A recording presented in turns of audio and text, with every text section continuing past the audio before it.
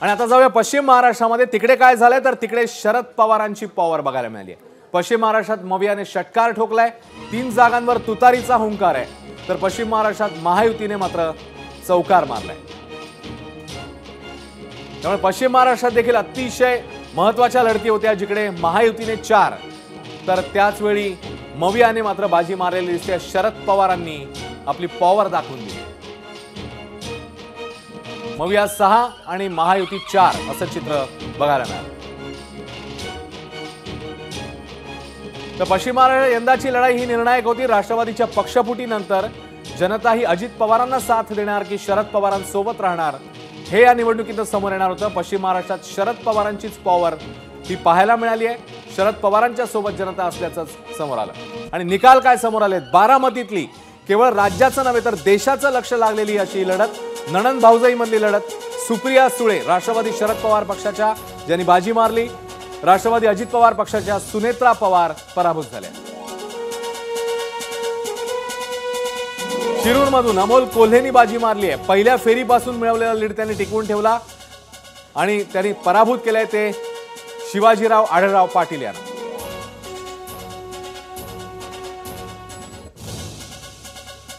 पुण्यामध्ये मुरलीधर मोहोळ भाजपचे उमेदवार जिंकले आहेत। रवींद्र धंगेकर यांना त्यांनी पराभूत केले।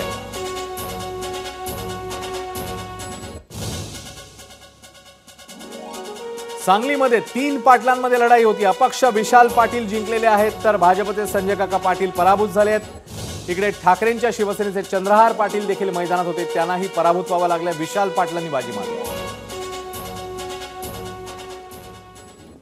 सोलापूरमध्ये प्रणिती शिंदे जिंकले आहेत काँग्रेसकडून। राम सातपुते भाजपचे उमेदवार हे पराभूत झाले।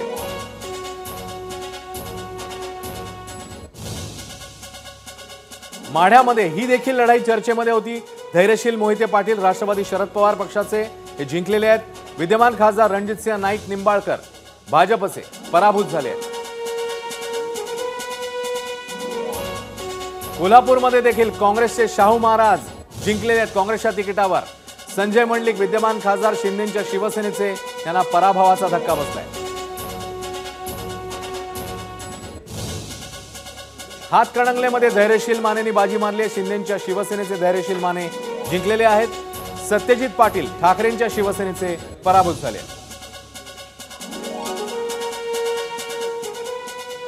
मावळमध्ये शिंदेच्या शिवसेनेचे श्रीरंग बारणे जिंकले आहेत, तर ठाकरेंच्या शिवसेनेचे संजोग वाघेरे यांना पराभूत व्हावं लागलं।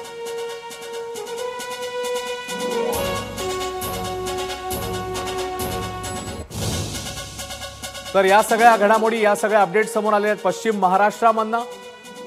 आणि साताऱ्यामधली देखील अतिशय लक्षवेध अशी ठरलेली लढाई, जिकडे शशिकांत शिंदे उदयनराजे भोसले अशी लढाई होती। भाजपचे उदयनराजे भोसले जिंकलेले आहेत। शशिकांत शिंदे राष्ट्रवादी शरद पवार पक्षाचे ज्यांना पराभूत व्हावं लागलं।